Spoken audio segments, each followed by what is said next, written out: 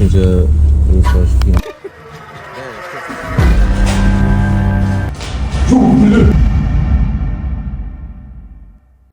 Xullas bizda yangi rubrika qo'rqinchli binolar haqida kontent qilyapmiz. Orqamda turgan bino haqiqatan ham bizani qo'rqitdi. Bu yoq Qashqadaryoda, shahardan 10 kilometrlar uzoqroqda joylashgan. 80-yillarda bu yoqda qurilish boshlangan.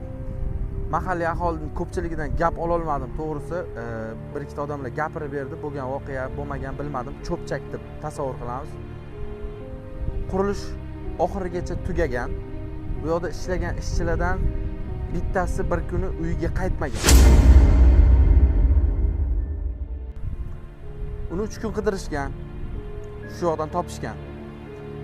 Hech narsa demaydi, gapirmaydi, bitta devorga qarab turgan bo'lgan. Odamlardan so'rashgan, u ancha o'ziga kelgandan keyin u aytgan, "Men uni ko'rdim, orqamda turibdi" degan, lekin qaradim, hech kimni ko'rmadim. Bilmadim, qanchalik to'g'ri yoki noto'g'ri, cho'pchak gapirilar ekan. Lekin haqiqatan ham ichkarida qanaqadir ovozlar eshitiladi. Odamlar aytdi, har xil yig'i-sig'i, kulgu ovozlari ham eshitiladi deyishdi. Biz qo'ldan kelgancha ichkariga kirib ko'rdik. Bizani ham to'g'risi yuragimiz uncha urmadi. Meni eng qo'rqitgan cho'pchak shu bo'ldi.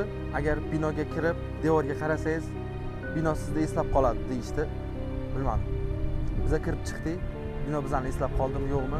Xullas, like bosinglar.